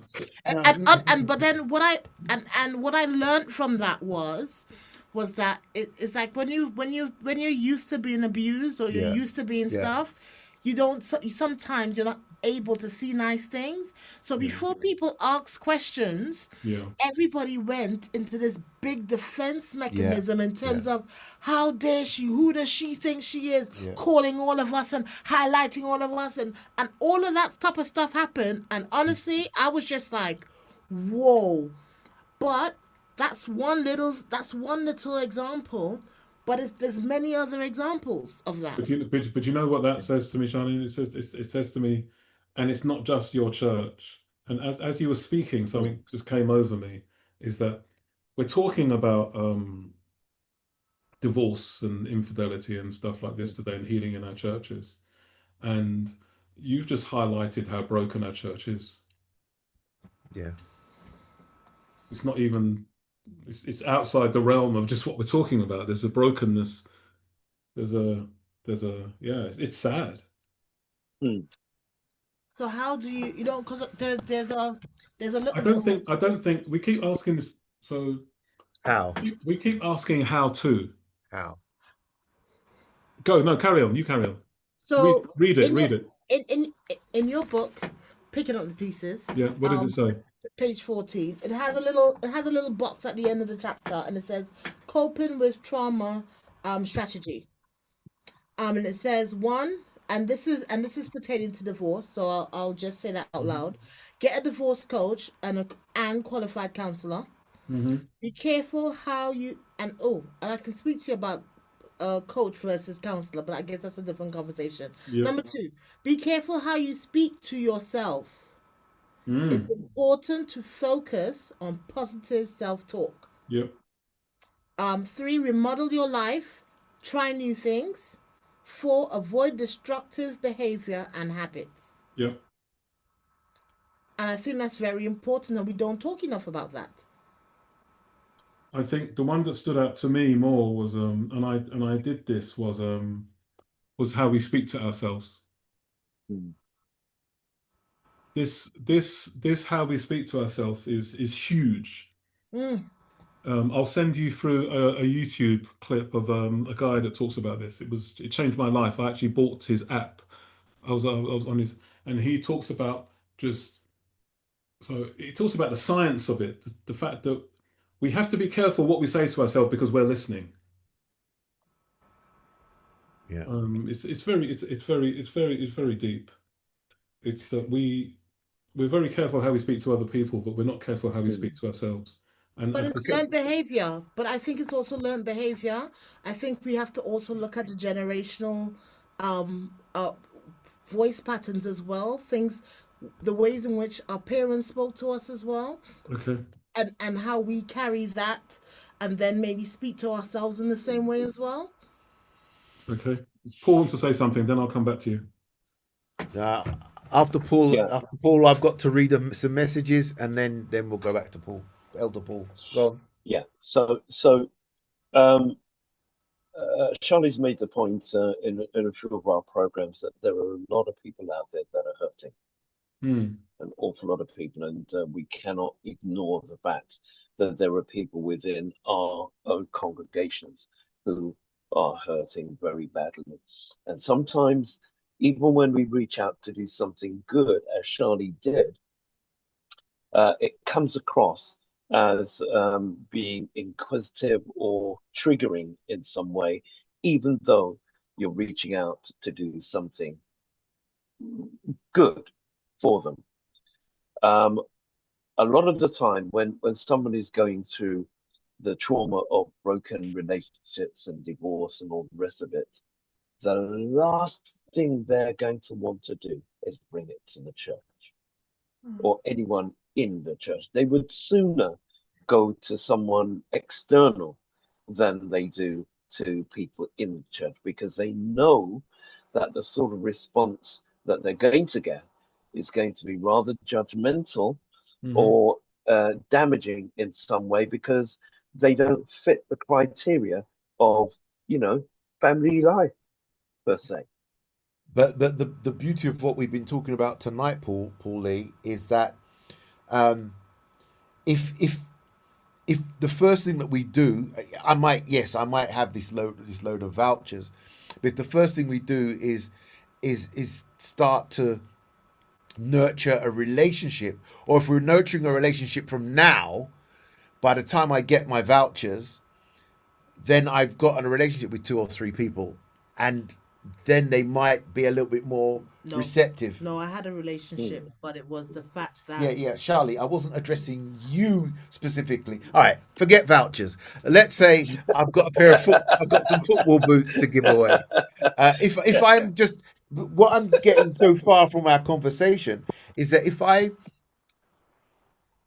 care more, get develop relationships more, try and treat people using or mirroring the character of Christ stroke God more than perhaps when I want to give out my football boots, not my vouchers, then maybe. All right, I'm going to stop. I'm going to stop. I'm going to stop. Oh, I've got a few. Oh, Couple of that is the ideal, Mark. That is yeah, the ideal. I mean, That is because the I'm saying ideal. that, I'm just saying that based on today. Yes. Yeah, but okay. Paul Bryant has said. Oh, I wasn't going to read his name, but he said, "Where can I get his book? Is it available on Amazon? Is it on It Amazon?" is. It Yes. is. Yes. So Yes. it is. Let me hold it up there, Paul. It's Picking Up the Pieces from Brokenness to Breakthrough. Picking Up the Pieces from Brokenness to Breakthrough by Paul King Brown. It is available on Amazon.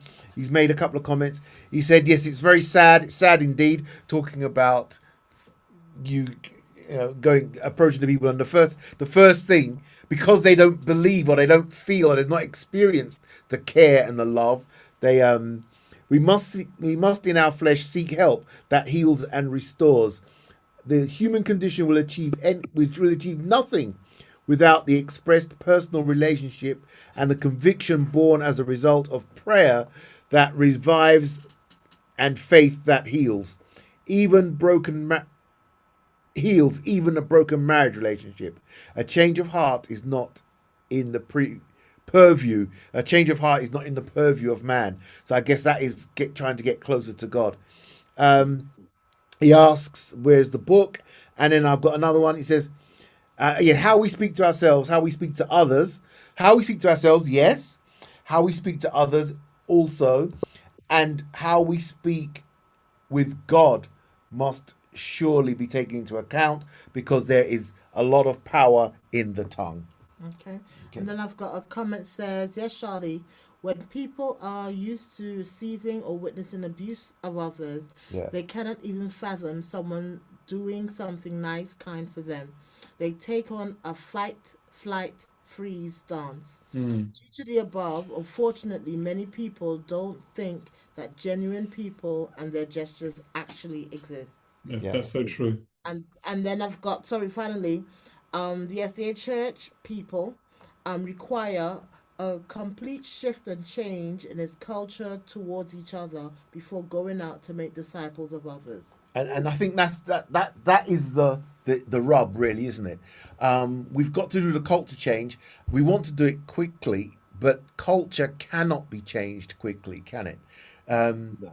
In no It circumstance. can be changed, but it can be changed intentionally. I'm not Yeah. worried about the speed, but it can be changed intentionally, and Yeah. it's changed in the language.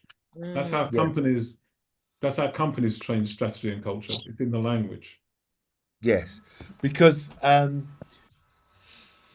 if we stop thinking about the church and then stop thinking about then the conference and then stop thinking about GC and just think about me in my corner, as the pastor said to you, Elder, just think about influencing the corner of the world that you're in as opposed to the whole world. It is going to be a culture change, and I think that's gonna. It is the path, the longest journey, single step, and all of that. It's the path, but that is not something that I think we can look for results tomorrow by this Sabbath, because I was having a debate with my pastor a few weeks ago, and he made a comment, and I said, Pastor, that can't be right. That can't be biblical. And he said, no, it's not. But you know what people are like. And you know when the rich young ruler went away sorrowful, it's like, well, hold on. It was more about the culture of what the people are than even what was biblical, and therefore that's what's going to have to change. But that is what I think is going to take forever, Because even if we try it, if day by each day. Go on. because in our hierarchy we put people above honesty, so we rather show people a united front where people are actually not a united front instead Yeah. of being honest. And I think there are lots of marriages out there that could be saved if people would just weren't focusing on the fact that they want everyone to think that they've got this perfect family set up, in opposed to dealing with the real issues and having open, honest conversations. And obviously that's in safe spaces, but having those open conversations, because usually when people see the cracks is when it's cracked, Yeah. in opposed to seeing it cracking, Yeah. because they don't want to see people seeing it cracking, but actually is a cracking stages where you can do the most restoration. Okay. And that's why. Okay. Go on. What last Hold on. last comment? who's last, gonna- No, carry on. yeah, last comment. The focus is not culture, Mark, because I just said it was about culture. The focus Who's is saying not this? culture. Who's saying this comment? He didn't put his name. Yeah, yeah, yeah. The focus is not culture, Mark. Listen to. Sorry to. Ah, he's blown my cover. He said, sorry to say this again. Sorry to say this again.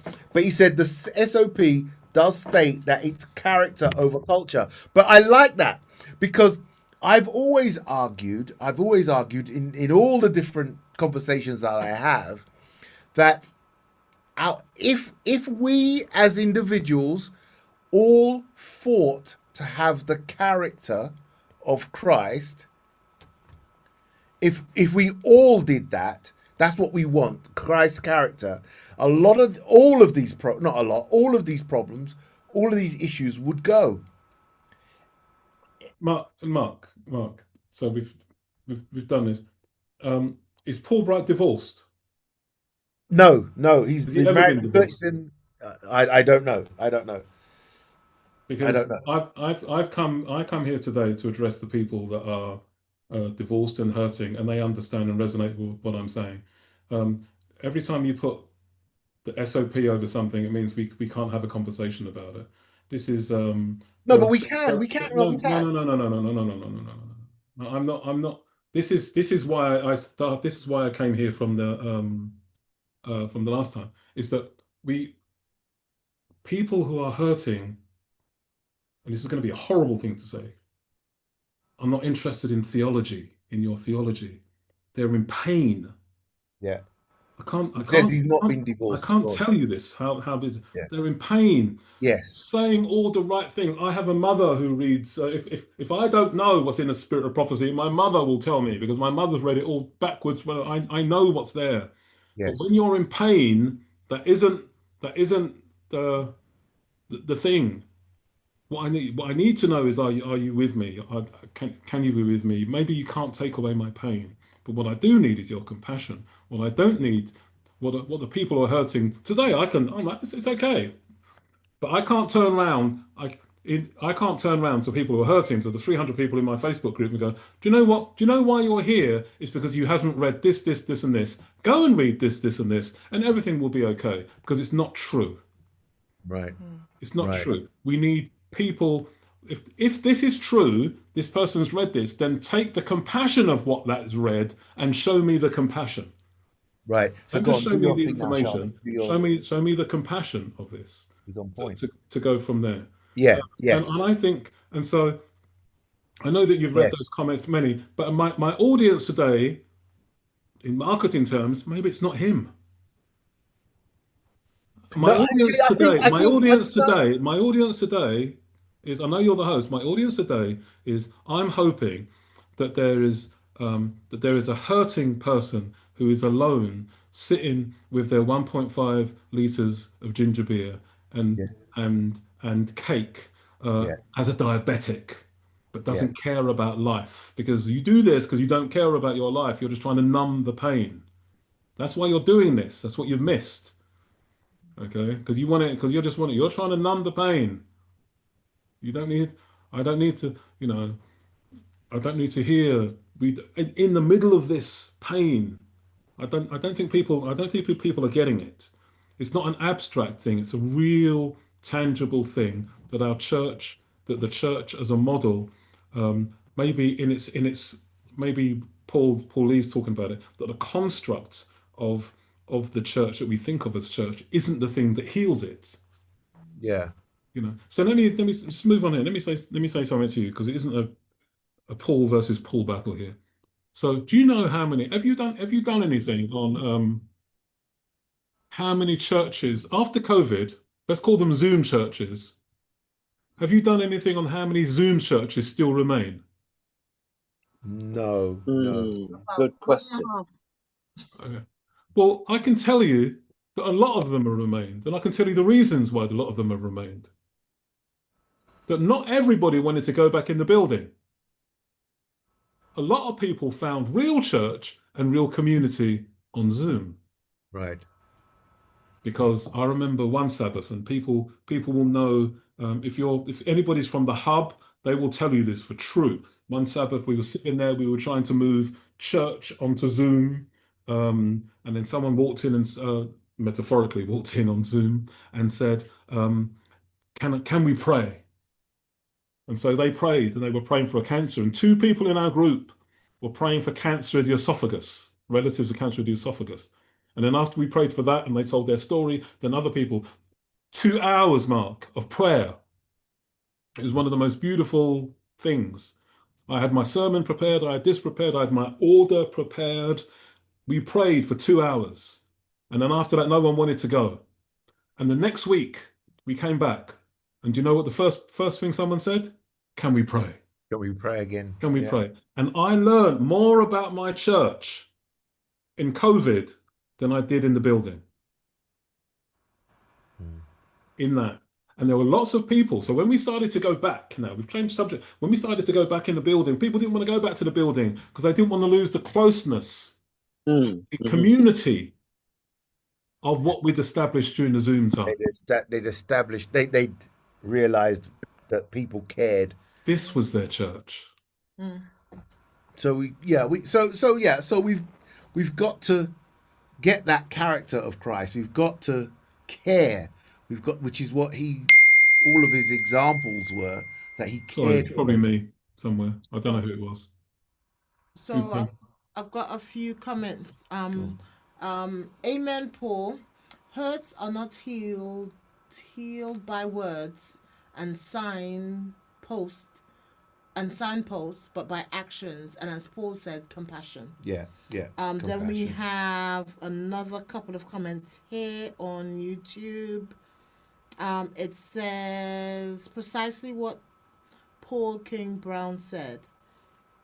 Intentional language change then impacts behavior change.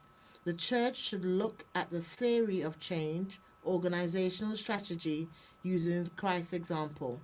Another comment says, this seems to be the problem with a lot of personal hurt and pain in the church. So many think that spirit of prophecy is the answer to all human pain. And someone says, great comment, basically. Then, Amen, Paul, prime example of allowing the Holy Spirit to lead. Then we have another comment says, do we really care about people? Or is our focus on fixing people? Compassion cares.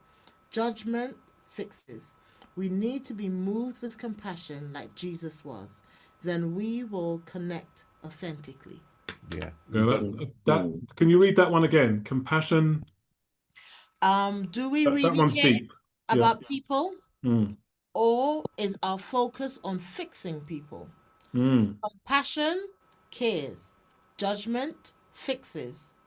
We need to be moved with compassion like Jesus was. Then we will connect authentically. And do you know what that is? And Mark, do you know what that is? This is it. So you think, what is compassion? What is it? You say, what does it look like? Compassion stays. Right. So what comes along? We walk up. We say, Mark, hey, what's going on? Okay, fine. I'm with you. Okay, I'm with you. Then I'm gone. No, compassion stays. Compassion is, listen, I'm here with you. Where are we going? Doesn't matter. I'm here with you. Yes. Compassion stays. Yeah. Paul Bryant says, amen to that, Paul. Good point. I don't attend old school church. I attend Zoom church. Amen to that. And Battleship is turning, man. Paul Lee's got something, and then. Oh, you got sorry, I got a comment. I've got 7 minutes. No problem. Strategies are not always the answer, people, disciples filled with the Holy Spirit have the answer. Yes. Yeah. But I think one of the things that we're recognizing from this conversation is that you can have a formula per se, which usually says, go and read this book, or two of you go and sit down and do this and whatever. The reality is pain and hurt is not going to respond to something like that. The problem with COVID is we carried on from where we left off. All the intimacy was left and back to the tradition of church. That's so true, Paul. I've got to, what you just said, all the intimacy was left. Yeah. And people crave that stuff, man. Mm-hmm. People crave because we're just human. At the end of the day, it's relationship. It is about relationships. The reality is we are human and we hurt. And there are so many things that we have to go through, and we've got to navigate this really choppy waters. But sometimes I personally get quite triggered when someone says to me, "Oh, but if you read this, whatever," and I'm like, "Hey, did you hear what I just told you? Yeah, I want to have a fight. Yeah. I want to have, I want my say. I want my pound of flesh and whatever. You're telling me to go and read a book." I must admit that, and it's not his fault, and maybe I should apologize to him. I was very triggered. I know his intentions were. I was very triggered by the language. I've got to go and read a book because, man, trust me, if it took that for me to heal over 15 years, I would have done it, man.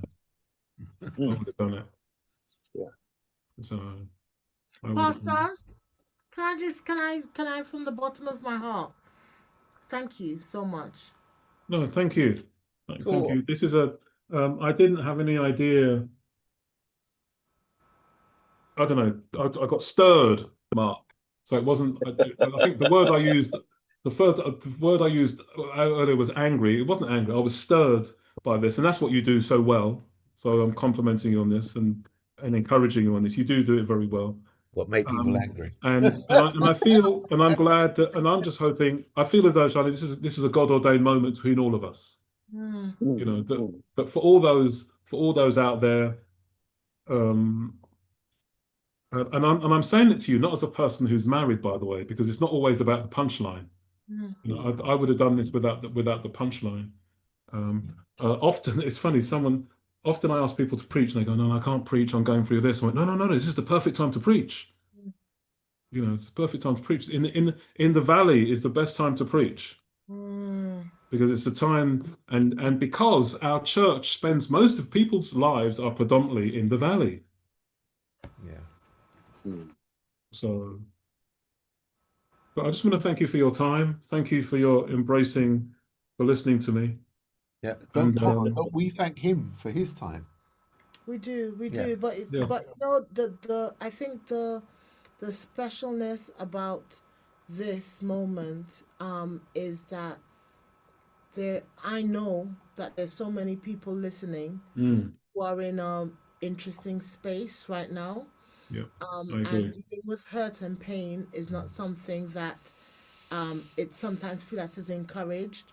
And we do this thing about putting things in our backpack and keep moving and keep making it look nice. And actually, we need to sit down on a nice bench with, whether it's with a 2-liter bottle of ginger beer or not.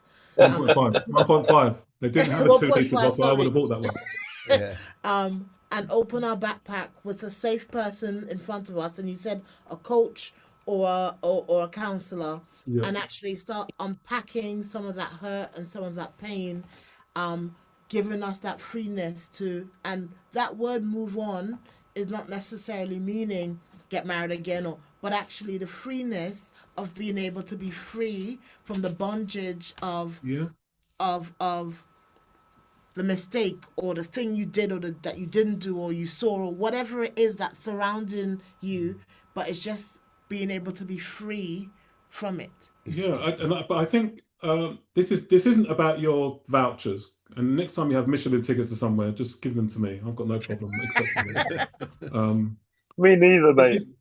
is, and this is what I think, and this is just a conversation bit, and maybe not a right bit to end on, but because then, and I think we spent a lot of time categorizing people in our church, racially, gender, and I've never found in my 15 years, I've never found singleness label helpful Right. because it is seen as a stigma. There's no nice way, and the whole point of and the goal of singleness is to get out of this place, to married or whatever. It's not a singleness is not a place that nobody's planning to stay, and we've got to stop. We've got to use different language for this, I think, in this, because it's a stigma. It's a stigma, and I think we have to look at the language of our stigmas.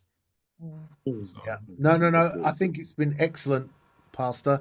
Excellent. I remember the last time you came on for a different show, Tell Me a Story. We had an excellent time and we said we'd do it again, but that was years ago. I know, so much so you keep repeating it and people keep calling me and telling me. So we've got 1 minute. Let me tell you what happens next. Well, then we've got 2 minutes. Go on, because I've got to tell you what happens after that. Let me tell you what happens next. What happens next is I'm going to put this, we're going to go this. I need to eat because I'm hungry.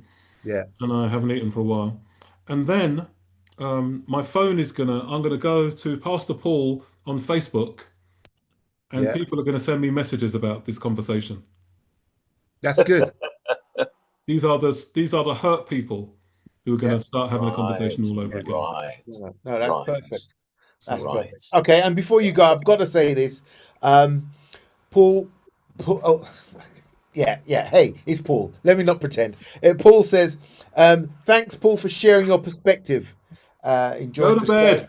And Paul, listen to this one. Paul, don't be so hard on me. I share your conclusions. See, the battleship turns.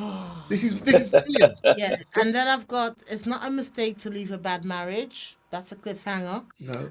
Then I have. I never said it wasn't. Yeah. No. Thank you, Paul, for sharing your journey. A very insightful show tonight, everyone. Thank you. Thank you. Blessings.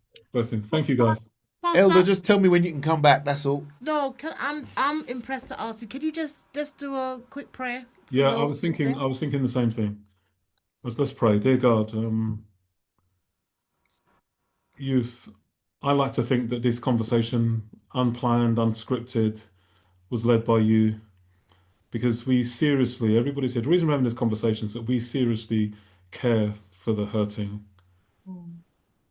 So you say that you've seen us, you've heard us, you're concerned about us. What a beautiful thing that our God, who made the heaven and the earth and all these huge things and the sun, is concerned about us. And also, you're not just going to leave us, you also seek to rescue. We thank you that you're our God. The image that we often had at my church was that you're a God whose arms are always wide open.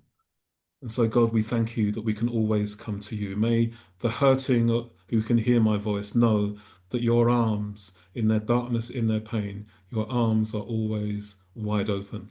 It doesn't always take away the pain immediately, but you are there.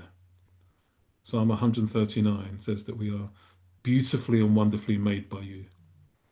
We thank you, God, that you are our God. Amen.